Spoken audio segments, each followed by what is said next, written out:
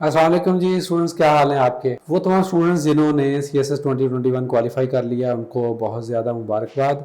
और जो इस एग्ज़ाम में गेट थ्रू नहीं कर सके उनके लिए भी बेस्ट विशेस। वो अगले अगर उनके अटैम्प्ट बाकी है तो वो अपने अगले एग्ज़ाम की तैयारी करें। हमारे साथ जनाब मौजूद हैं हमारे HR Guru sir Ghulam Hussain. Sir thank you for your time. Thank you sir. Classes लेने के बाद और काफ़ी हम अभी थके हुए हैं, लेकिन स्टिल हमने सोचा कि हम अपना इंटरव्यू जो आया, ये जो रिज़ल्ट आया है, इसके ऊपर हम एक एनालिसिस आपको दे सकें। अच्छा सर, सबसे पहले तो ये है कि कुछ 2.1% तकरीबन लोग पास हुए हैं। 2.11%। 2.11%। एक तो सर इस पर थोड़ा सा ये एक पहले आप बताएं कि आपके ख्याल में नंबर ऑफ कैंडिडेट्स 364 कम हैं, ज़्यादा हैं? ये जो रिज़ल्ट आया है आप ओवरऑल इसको कैसा देखते हैं? सर जब हमसे बच्चे पूछते हैं ना कि सर इतने लोग अप्लाई करते हैं, फिर इतने लोग इम्तहान देते हैं, मतलब एक लंबा फिगर होता है ना। जैसे इस इम्तहान में 39,000 लोगों ने अप्लाई किया, 17,000 लोग अपीयर हुए। अब देखें 40-60 का मार्जिन है। बिल्कुल 60% लोग अपीयर ही नहीं हुए, 40% लोग अपीयर हुए। अच्छा, उसके बाद वो जो 40% अपीयर हुए, वो पहला एसए का पेपर देखने के बाद अगले दिन टर्न आउट कम हो जाता है। उसमें से 5-4 हज़ार, उसमें से भी 4-5 हज़ार निकल जाते हैं। बिल्कुल ऐसा ही है। और फिर जो लगातार अटेम्प्ट देते रहते हैं उसमें भी संजीदगी और सीरियसनेस का इशू होता है। मैं जो बच्चों को कहता था कि आपका मुकाबला 2 से 3 हज़ार लोगों में होता है। एक्चुअली जो सिंसियर प्रिपरेशन होती है, इतने की लोग होते जी 2 से 3 हज़ार लोगों में आपका कांटे का मुकाबला होता है। बिल्कुल ऐसा ही है। ठीक है। और जो लोग सर इसमें 2.11% पास हुए हैं, देखिए रेशियो तो पिछले, अगर आप पिछले एक डेकेड की उठा के देख लें, 10 साल की उठा के देख लें, उसमें यही रेशियो रही है 2 से 2-2.5%। अगर कोई ज्यादा बढ़ा गया तो 2.9 या 3% में चला गया। वो जो 2011 वाली 700 लोग पास करते थे 13 वाली अटेम्प्ट में, 13 वाली अटेम्प्ट नहीं, 12-11 में 700 लोग पास किए थे, तो वो उसमें रेशियो 3% हो जाती थी या 3.12% इस तरह। लेकिन ये जो कंसिस्टेंट रेशियो चल रही है उसके अकॉर्डिंगली तो रिजल्ट बिल्कुल ठीक है। जैसे रीमर्स चल रही थी कि जी 120 पास हुए, उस पर तो बहुत सारे बच्चे मायूस भी हो गए थे। और एक हमारे लिए भी एक अलार्मिंग कॉल थी कि जी ये क्या हो गया।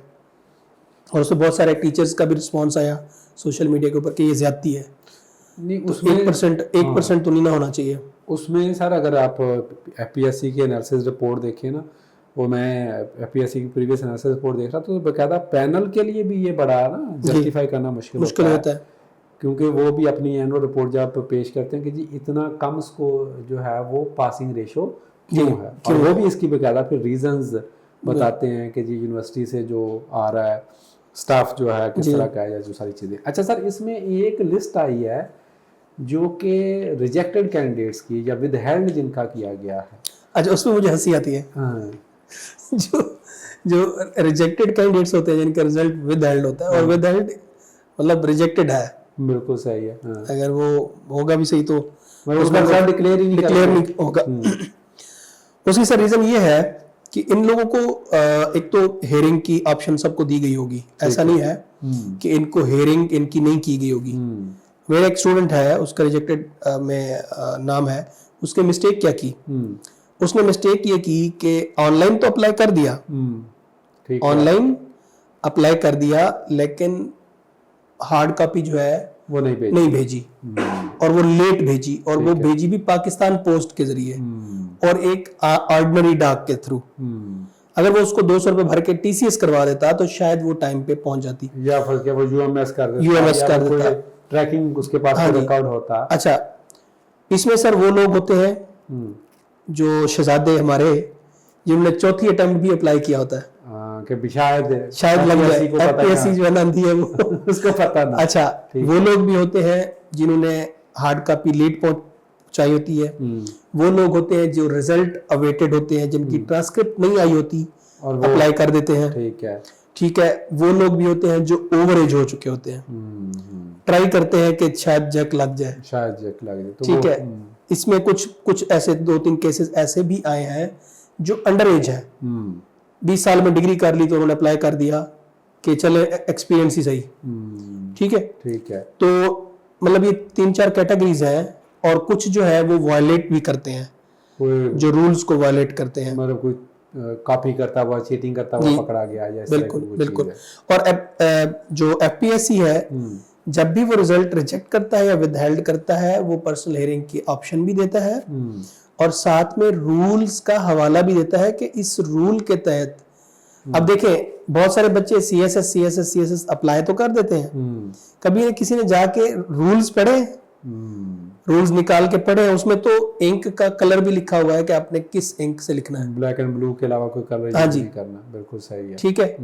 वहां पे तो हर चीज लिखी हुई है, रूल्स नहीं पढ़ते, हार्ड कॉपी कब भेजनी है, इवन आपका जो एडवर्टीजमेंट आता है उसमें लिखा होता है हर चीज, जो मेजर रूल्स हैं वो नीचे इंस्ट्रक्शंस में लिखे होते हैं, हम इंस्ट्रक्शंस भी नहीं पढ़ते। हाँ भी बहुत सारे मतलब जो स्टूडेंट्स हैं वो सर वो ज्यादातर वही होते हैं जिनका थोड़ा कैजुअल एटीट्यूड होता है, कैजुअल एटीट्यूड, जिन्होंने मेहनत की होती है, एग्जैक्टली बड़ा इसको पुरुष रात की तरह पार कर रहे होते हैं। हाँ जी, एग्जैक्टली। अच्छा सर, अब ज्यादा लोगों को तो वैसे पता है कि इसका प्रोसेस क्या होता है, लेकिन बहुत सारे जो लोग हैं यूट्यूब पे, बहुत सारी ऑडियंस हमें ऐसी भी सुन रही होती है जिनको CSS PMS का इतनी नॉलेज नहीं होती, तो उनके लिए थोड़ा सा आप ये गाइड कर दें कि ये फाइनल सिलेक्शन नहीं है, ये भी सिर्फ रिटर्न का रिजल्ट पास हुआ है, नेक्स्ट स्टेजेस इस पे क्या है? सर इसके बाद एक तो मेडिकल होता है, ठीक है। पहले इनको बुलाएंगे फेडरल ट्रेरी में, यहाँ पे फेडरल डिस्पेंसरी पे, मैं ट्रेरी कह गया हूँ, फेडरल डिस्पेंसरी में इनको बुलाएंगे और इनका मेडिकल होगा। ठीक है। मतलब यहाँ पे लाहौर में ये हमारे पास ही है, हमारी अकेडमी के पास ही है, अकेडमी के पास है। हाँ जी। तो जो बाकी सेंटर्स हैं जैसे बलूचिस्तान, KPK, उनके अलग-अलग इस्लामाबाद सेंटर्स हैं, वहाँ पे medical dispensaries, federal medical dispensaries में फिजिशियन के सामने, उनका जो सर्जन होता है, सिविल सर्जन, उनके सामने ये पेश होंगे, अपना मेडिकल करवाएंगे, और उसके बाद फिर इनका साइकोलॉजिकल असेसमेंट होगा, जो भी काफी लंबा 3-4 दिन का एक प्रोसेस बिल्कुल होता है। तो उसके बाद वाइवा होगा, फाइनल इंटरव्यू होगा। तो इस प्रोसेस में ये मतलब अप्रैल तक जो मामला चला जाएगा, लेकिन फाइनल रिजल्ट मतलब इंटरव्यू का भी फाइनल रिजल्ट आने में ऑलमोस्ट साल हाँ जी लग जाता है। अब अप्रैल तक भी बात करें तो 7-8 महीने, 8 महीने हैं, कम से कम है। एग्जैक्टली। तो अच्छा, अब इसमें सर बहुत सारे जो लोग हैं जो अभी पास नहीं हुए और कुछ पास भी कर गए, उनके अटैम्प्ट भी हैं, और जो पास नहीं हुए दे स्टिल हैव 4 months, लेकिन अब बहुत सारे लोगों ने दिल बर्दाश्ता होकर छोड़ भी देना, हर बंदे का अपना एक डिसीजन है, but what do you think कि 4 महीने हैं, और अगर एक बंदा, एक तो जारी बात है DMC आने के बाद उनको पता चलेगा, एक बंदे का स्कोर अगर 650 है, उसको आप क्या एडवाइस करेंगे, और एक बंदा जो 350-400 नंबर लेके पास हो रहा है, तो अगली जो स्ट्रेटजी उन्होंने जो बच्चों ने अडॉप्ट करनी है उस पर आप की क्या रिकमेंडेशंस होंगी कि किन किन फैक्टर्स को देख के अपना? इसमें सर पहले तो मैं ये देखना पड़ेगा कि इस दफा ट्रेंड क्या रहा है, कौन से सब्जेक्ट्स जो है वो हिट हुए हैं, और हाँ जी अभी कल डिटेल रिजल्ट आ जाएगा, तो इस पे हम एक और वीडियो करेंगे।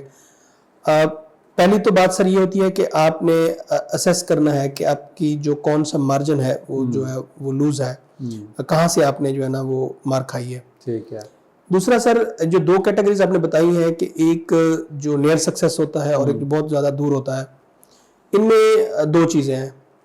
एक तो जिसके 600 के करीब नंबर है, 650 हैं, या इवन 700 भी होते हैं, तो एक आध नंबर के मार्जिन से या 2 नंबरों से या 4 नंबरों से वो रह गया होता है, उसको तो मतलब उसी तरह से तैयारी को कंटिन्यू रखना चाहिए और अगली अटेम्प्ट फौरन देनी चाहिए, क्योंकि उसकी तैयारी मिच्योर है। अगर उसने पीछे पढ़ना छोड़ा नहीं है, तो अगर वो 6-7 महीने 8 महीने रिजल्ट का वेट करता है और उसने कुछ नहीं पढ़ा, तो फिर तो उसके लिए अगली अटेम्प्ट भी डिजास्टर्स हो सकती है। बिल्कुल। और जो 300-400 वाला है, उसको तो मेरे ख्याल में फिर दोबारा रिविजिट करना चाहिए, पूरी स्ट्रेटजी को, ऑप्शनल सब्जेक्ट्स को। अच्छा, ये जो 600-700 नंबर वाले बच्चे हैं, इनको ऑप्शनल भी नहीं चेंज करने चाहिए। अगर if they have scored well जी, तो उसी में मजीद एट द 11th आवर उनको नहीं चेंज करना चाहिए कि बिल्कुल आप दिसंबर में जाके या आप अक्टूबर में आकर सब्जेक्ट चेंज कर रहे हैं जब अप्लाई कर रहे हैं। बिल्कुल सही। तो ये नहीं करना चाहिए।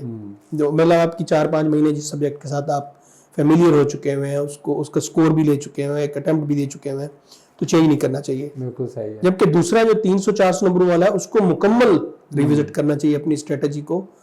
उसको ऑप्शनल भी रिविजिट करने चाहिए। अगर मेंटोरिंग उसने नहीं ली तो उसको मेंटोरिंग भी लेनी चाहिए। अच्छा, मुझे एक यहाँ पे सवाल याद है। मुझे अक्सर बच्चे कहते हैं कि जी आपका भी थोड़ा सा इस तरह का सीन है, मेरा भी इस तरह का सीन है कि मुझे कहते हैं कि आपने पहली अटेम्प्ट में मेंटोरिंग नहीं ली थी लेकिन आप पास हो गए थे। लेकिन मैं ये कहता हूँ कि मैं एलोकेट तो नहीं हुआ था। और ये जो मार्जिन है ना सर, ये 10-15 नंबरों का मार्जिन मेंटोरिंग से ही कवर होता है।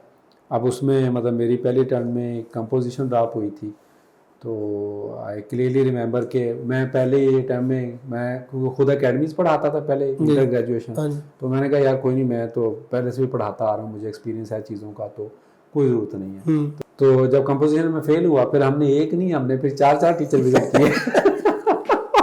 बिल्कुल ऐसे। तो आपको मतलब अपना सिंपल सी बात है, हम ये नहीं क्योंकि किसी को हम लेआउट कर रहे हैं, आपको अपना स्वॉट एनालिसिस करना है। बिल्कुल, मतलब जो सब्जेक्ट्स आप खुद से नहीं कर सकते तो भैया फिर आप उसकी कोचिंग लाजमी ज्वाइन करें। तो सर उनको एक तो मतलब अपना टाइम टेबल, जॉब के आवर्स हैं या फैमिली वाले बंदे हैं अक्सर, ये सारा कुछ आपको रिविजिट करना चाहिए। अपना टाइम टेबल, मेंटोरिंग, इवन आप मेंटोरिंग भी ले रहे हैं तो उसको भी रिविजिट करें कि कहीं पे वहां पे तो लैप्स नहीं हुआ कि मैंने गलत मेंटोर तो नहीं चूज कर लिया, या जिस तरह के आजकल मतलब सिलसिला चल रहा है, डिजिटल दौर है, सोशल मीडिया का दौर, तो ये सारा उसको स्ट्रेटेजी रिविजिट करनी चाहिए। और मेरे ख्याल में उसको फिर फ्रॉम द स्क्रैच स्टार्ट करना चाहिए। अगर वो 400-300 नंबर लेकर फेल हो रहा है तो उसको बिल्कुल इब्तदाई मराहल से तैयारी स्टार्ट करनी चाहिए। उसको ये नहीं सोचना चाहिए कि अब क्योंकि मैं अटैम्प्ट दे चुका हूँ तो मैं अब इसमें वेल वर्स्ड हूँ तो अब मुझे अगली अटैम्प्ट बस झटके में दे देनी चाहिए। ऐसा नहीं है, उसको फिर एक गैप देना चाहिए उसको। मतलब अभी इस स्टेज पे अगर कोई बच्चा 400, 350, 400, 450, ये इवन 500 नंबर भी लेकर पास हुआ है, फेल हुआ है, तो उसको अगली अटेम्प्ट फौरन नहीं देनी चाहिए, क्योंकि फौरन देगा तो उसमें भी उसका वही हाल होगा अगर उसने पिछले 6 महीने 8 महीने तैयारी नहीं की तो। ठीक होगा। चलो सर जी, इस पे कोई हम ज़्यादा डिस्कशंस को अभी हम प्रॉन्ग नहीं करेंगे। हम एक वीडियो डिटेल में करेंगे जब स्कोरिंग ट्रेंड का थोड़ा हमें आइडिया हो जाएगा, क्योंकि scoring trend is not a myth, is a reality. इस पे ऐसे नहीं आएगा, ठीक है। इस पे हम ये समझते हैं कि स्कोरिंग ट्रेंड एक एग्जिस्ट करता है और वो चेंज भी होता रहता है। तो ये ऐसी जैसे स्टॉक मार्केट के अंदर शेयर्स चल रहे होते हैं, कभी किसी का शेयर बढ़ गया, किसी का कम हो गया। तो सर कुछ चीज़ आप ऐड ऑन करना चाहें उसमें? मैं सर, बल्कि आपने काफ़ी सवाल कर लिए हैं, अब मैं आपसे सवाल करूँगा क्योंकि आप मुझसे ज़्यादा सीनियर हैं। आप जो फेल हुए बच्चे उनके लिए एक नसीहत कर दें आखिर में। सर उसमें एक गलती मेरे ख्याल में नहीं उनको करनी चाहिए कि अब यहाँ पे आके ना एक डिप्रेशन एक आता है बहुत, मतलब ना आपकी बहुत ज़्यादा हाई होप्स होती हैं कि आपने अपनी एनर्जी और बाज़ का कुछ लोगों ने अपना बहुत कुछ इन्वेस्ट किया होता है, बिल्कुल रिसोर्सेज के अलावा इमोशनल इन्वेस्टमेंट बहुत ज़्यादा होती है। तो उनसे मेरी रिक्वेस्ट सिर्फ यही होगी कि दिल छोटा नहीं करना, ठीक है। मतलब मुझे इस तरह याद है कि सर फर्स्ट अटेम्प्ट के बाद एक दफ़ा मैं बिल्कुल बैठ गया था। एग्जैक्टली। और मेरे दोस्त हैं, मैं नाम लेने में मुझे कोई यहाँ पे वो नहीं है यार, रज़ाउल्ला खान, डॉक्टर इस्माइल साहब जो हमारे साथ अभी पढ़ा रहे हैं, ठीक है, और एक के भी सईद, मतलब ये 3 दोस्त मुझे मिलने के लिए आया स्पेशली। तो मैं वो रहाइश भी अलग शिफ्ट कर ली थी एक जगह पे, मैं जॉब कर रहा था जहाँ पे। तो वो मुझे कहते हैं हम तुझे सिर्फ मिलने के लिए आ रहे हैं। मैं उनके लिए कोल्ड ड्रिंक पकड़ने के लिए सर गया। तो जब मैं वापस आया तो मेरा सारा, पंजाबी में जुला बिस्तरा हम कहते हैं, मेरी तमाम किताबें, मेरा बिस्तरा सर बांध के ना एक पगड़ी की वो पंड से अंदर वो सारा एक गाड़ी में फेंका। मैं वापस सुना तो मेरा सामान कहते चल हमारे साथ, अगली टाइम देनी है। वो मैं कि यार मैंने सिक्योरिटी दी हुई है, ये हुआ है। तो अब मैं ये और उस टाइम में हम पास भी हो गए, हम तीनों ही पास हो गए माशाल्लाह, ठीक है। तो वो मैं कहता हूँ कि उनका एक बहुत बड़ा एहसान है। मैं उसको थोड़ा जिस तरह बंदा होता है थोड़ा डिप्रेशन फेज में बंदा चल रहा होता है, तो आपने इस डिप्रेशन फेज से निकलना है और नई ताकत के साथ आकर इसको फिर आपने फाइट करना है। देखें, failure is a part of life, लेकिन अगर आप स्पेशली वो लोग जो 600 प्लस, या इवन मैं कहता हूँ 550 के करीब कोई बंदा अगर फेल हुआ है, वो 100 मार्क्स या 150 मार्क्स ऐड कर सकता है। जिसने 350, 400 के करीब नंबर लिए हैं, उनमें से भी बड़े ब्रिलियंट स्टूडेंट होंगे, लेकिन उनकी स्ट्रेटजी में कुछ सीरियस प्रॉब्लम है। या तो उन्होंने तैयारी बिल्कुल नहीं की, या उनको बिल्कुल डायरेक्शन कोई नहीं थी।